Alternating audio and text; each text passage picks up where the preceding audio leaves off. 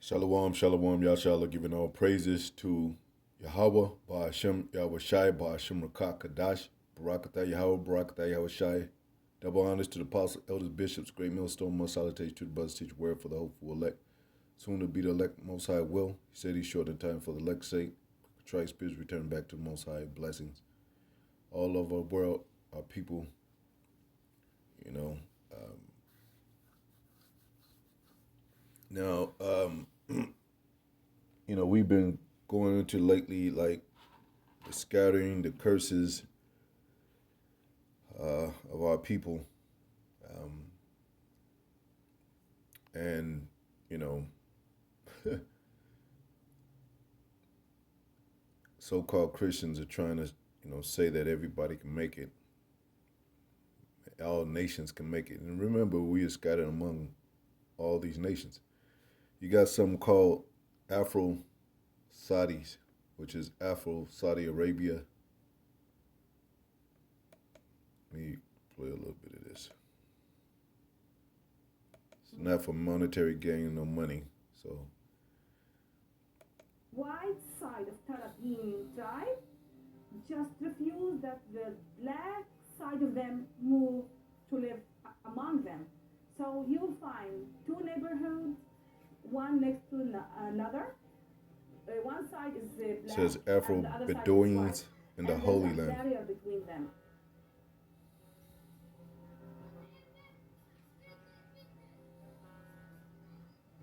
Living under the A curses. mother of four, Elham Al Kamalat. Still poor, like, and you could look up, did I get that? There you go. Afro-Saudis. Afro-Saudis, also known as African Saudis and Black Saudis, are Saudi citizens of partial or full Black African heritage.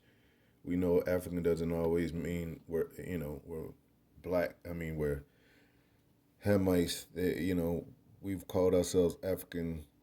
We called ourselves, like today, Americans, and really we're Israelites. So you still have a lot of Israelites living in these lands, even West Africa and certain regional parts of Africa. Afro-Saudis speak Arabic and adhere to Islam, while some Black Saudis descend from slaves brought through the Arab slave trade, descend from Muslim pilgrims, primarily from West Africa, who settled in cities of Mecca and Jeddah, which I'm pretty sure that where it comes from, Judah. Anyway, Became a tour guide to show the.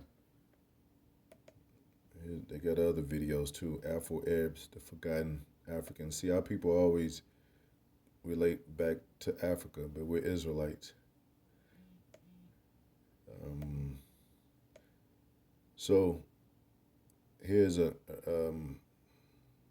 now, there's always friction and conflict along the Gaza Strip, with the Israelis. For one, because they're not the people of God and that's not their land. British mandate put in jurisdiction, they would become a state in 1948.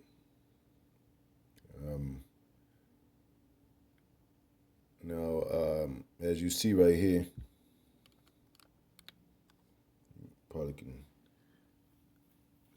might barely see it, but here's Saudi Arabia right here, and look how this is the land right here. This takes up all Saudi Arabia. This is the Gaza Strip right here of Israel. This is where them, and this Ashdod somewhere in here, and it says in the scriptures that bastards shall dwell in Ashdod, which they're in our land, and then they're known in scriptures as bastards too. Talking about the so-called Jews, the Jewish people, want to call themselves the Jews or not. Small hat.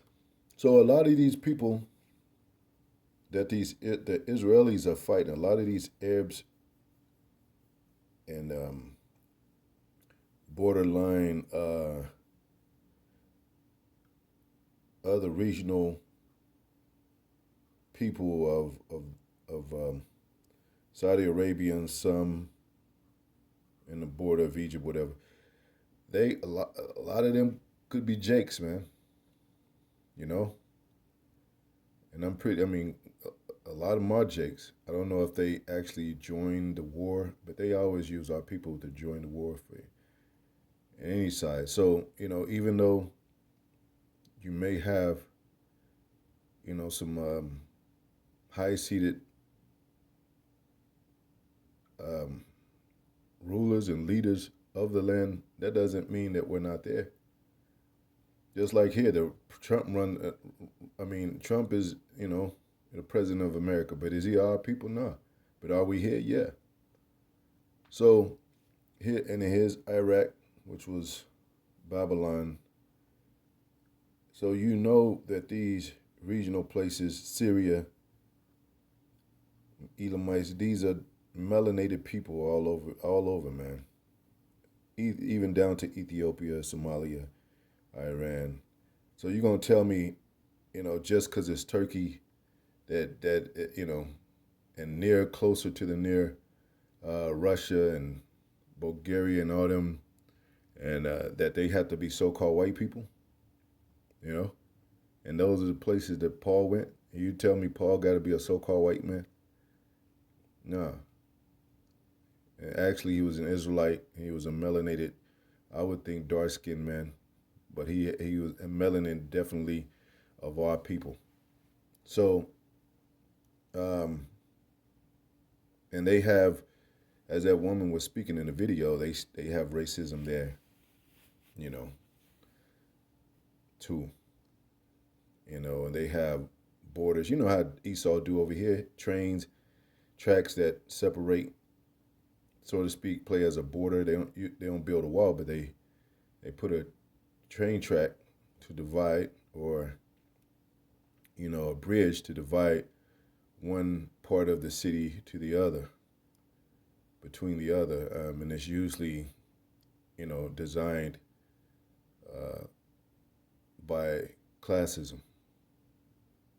So even when you're in California, you go to Koreatown, and then you go and just traveling south, and then you start getting into the ghettos.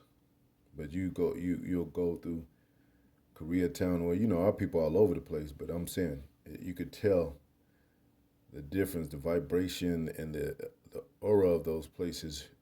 When you start traveling, it gets more. You see as you approach the so-called black neighborhoods, black communities, you can start seeing buildings are more deteriorated. There's more potholes. There are more the city is pretty much trashed. Cheaper material made buildings, but so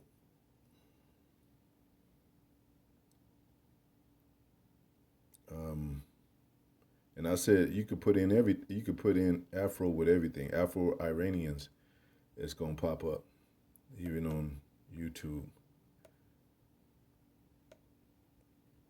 So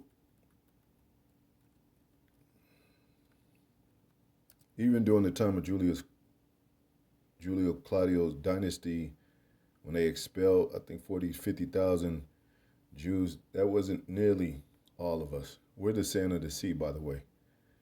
So when you have even if you have a great shift, a great number that's moved or kicked out of a country or a state, even a city, that doesn't mean that there's no more there. Just like America,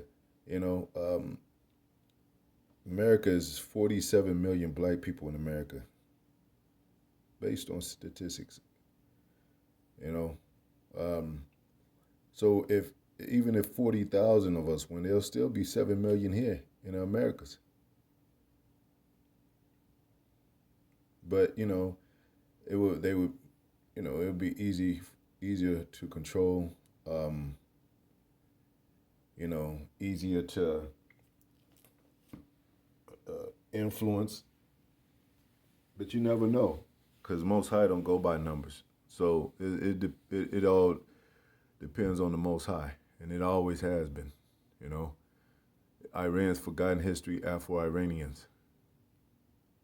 You know, so if somebody say, "Well, I hate Iranians," and you have a Iranian, they're the Persians. You have, let's say you have a comedian, he tell jokes about how he grew up and all that, and the black people are looking at him like, damn, y'all have it like that in your country. They looking at him as a whole another race, but he could possibly be the same kind of people. He could be an Israelite, easily be an Israelite. So if you say you can't, if you say you hate black people, let's say you say you hate black people but you love Iranians. Well, a lot of those so-called Iranians are black people. Just like you say about Europe. If somebody is a European, you're gonna have to be like, well, where you from? Because Europe is a whole continent. Same thing with Asia and Africa. That's why when the Africans, the so-called Africans, come over here, of our people, like Godfrey, like Michael Blackson, they say they Nigerian. They don't say they're from West Africa. They say Nigerian. They don't say they're Africans. They use that card, but for the most part, when people ask what nationality, race, or whatever, they say they're Nigerian. But they don't. So if they they should say African all the time, like I'm African. No, it's you got to kind of be specific when you talk about that. When you talk about you from a place of that vast of land and those that multiple of people, especially when there's such thing as migration and deportation and diaspora and all that.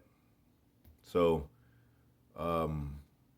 and that's what, when the brothers go into it, apostle elders go into it, Acts 2 and 9, that's what it's basically talking about. Our people that are Parthians, that are called Greeks, that are called Elamites, that are, Cretes and proselytes and all that. Proselytes is not a nationality. It's just somebody that's freshly coming to the knowledge, or beginning to come into the knowledge. Same thing as African American. That's not a real. That's no heritage behind it, and it's not even a people. It's actually two different people, their names put together. Because Jake is bamboozled by both African Leo Scipio Africanus and America Vespucci. So you got a lot of our people living under Iranian government that are Israelites, Afro-Iranians, and they go through the same curses, oppression, if you will, depression, poverty, and everything else. These are, and that's why they always say the forgotten people, Iran's forgotten people. That was a part of the Israelite curse, that we be forgotten. But Most High said, it's where he forget us? No. Will a woman forget her suckling child? She may forget, but I won't forget. And mother, that nursing, that the definition of a mother is pretty much nursing. To where we were nursed by America with their philosophies, the growth of their political views, the implementation of their education. We were nursed by those elements, those factors, and now a lot of our people, have become completely engulfed with it. They become actually upstanding American citizens under the banner of American spirit. which has nothing to do with the Bible. So, you know, what did Most High say? He's going to gather us from among the nations. So, in the scripture it says Edom, Amalek is going to be our enemy to the Most High, take him down, destroy him. And that's somewhat adds to the fire. And I would think even more so when things happen along the Gaza Strip between the Israelis and the Arabs, between the Israelis, whether they having a problem with Egypt or Saudi Arabia's and all that. A lot of those are our people. So a lot of those, and the spirit of our people is still there, and because they're there and they that they have it's like if we left America, every Negro left America, what it'll be Edomites out there barbecuing, playing basketball with their hats backwards with gold chains on. You know what I'm saying? Because we left a great influence here. But you can't get rid of all the people everywhere. Especially if you need those people to be the enriched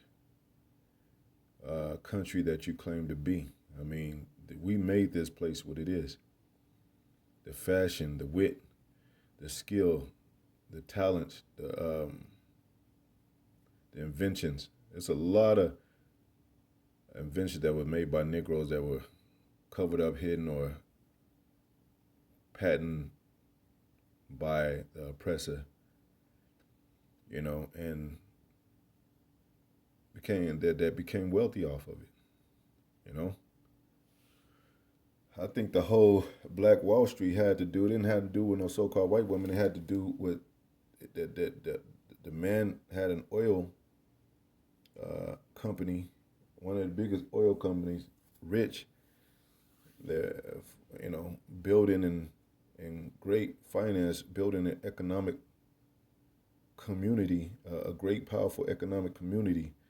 And, they wanted it. They desired it. So they staged an offense, to go in and take all those assets. That's what I believe. I mean, of course, we know the hatred comes with it, but it's also jealousy. Just like it says in Scripture, they were, Esau hated Jacob because of the blessing. It says that. But I just wanted to bring out that, those people over there know the history, and they lived through those wars. They've seen it taking place. America hasn't. America, they've seen them come over and take over their land. I mean, it's a difference between a country that has seen bombings, lived through wars, physical, dramatic, up close, personal, feeling the effects and the change of the economy because of war, drafted, seen oppressors come and just take over their land. Even today, staged wars and other political moves that they recognize to be faulty. America, they don't acknowledge that over here. This is a kind of like a soft soft portion country that lives off of freedom and liberty.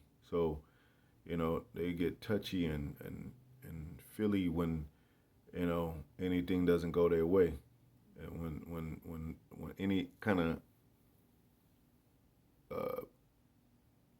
comfortability is interrupted with being uncomfortable, they get all antsy. But those people over there, they used to it. They used to the bombings. They used to war. They used to, somebody trying to take over their land. You know, I mean, that happened over here in the soil of America, and with the Negroes and our people, and the Native Americans, so-called Native American Latinos, Taino Indians and all that, which are our people, the South Americas, but they forgot because a gift destroyed the heart, like it says in the scriptures, and they gave them uh, the makeup of a false narrative, which is to you know um, prosper and as much as you can in this place, or open up a business, proclaim your freedom and liberty. You know, so they forget about the what happened in slavery. Like I said, if it was another 10 years, Negroes wouldn't even think that it really existed. They'd be like, "No, that's a myth, man. That didn't really happen." But these nations over here, over there on the other side, they're constantly going through this, and you could see updated videos similar to the one I showed you about how this woman is talking about the oppression that she witnesses over there, and Saudi, what was that place?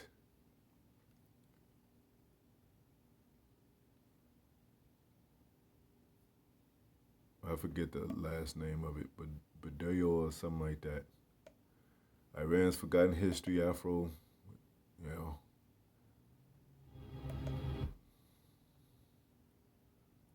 So I just wanted to make a point, like, we're once again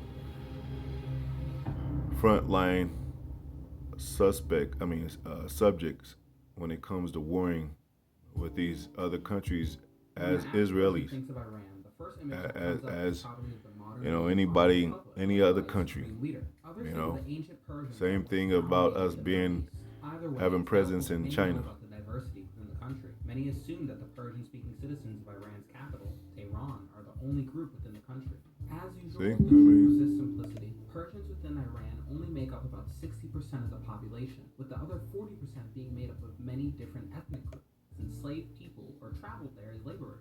Many of the ancestors of the Afro-Iranians arrived as enslaved Africans transported across the Indian Ocean. The Indian Ocean was home. So when you read Acts 2 and 9, when it mentions all those, let me get that scripture right quick. I'll close out a bit.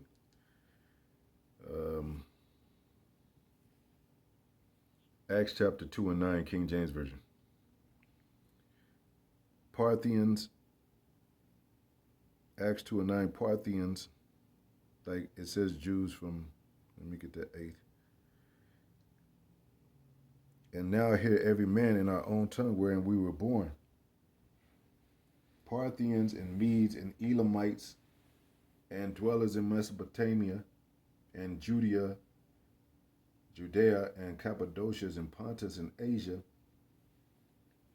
Phrygia and Pamphylia and Egypt and in parts of Libya about Cyrene, and strangers of Rome, Jews and proselytes, Cretes and Arabians, we do hear then speak in our own tongues the wonderful works of the Most High. So let's say if you had a Afro-Iranian group and they was out on the highways and byways and they talked Iranian. And you got the example of the brothers in Germany. They do videos in German, but they say the name of Yahweh Shai. You're gonna be like, oh, wait a minute. They believe too. You don't really have to know the language, but some things that they speak of, it resonates with your spirit. You could go to a land that you don't know the language, but you might know a few words, and that connects you with that person. Just like Spanish, we know a few Spanish words, and we could talk to Issachar with so-called Mexicans.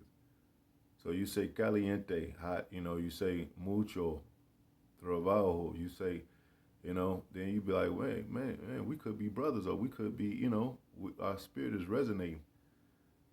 Especially slang and those type of things that takes a deeper cut into the fabric of language. because that's a significance among our people to make things stylish, make things, you see the Spaniards speak, and it sounds totally different. Like the Spaniards, the Edomite Spaniards, it sounds different from our brothers that speak Spanish.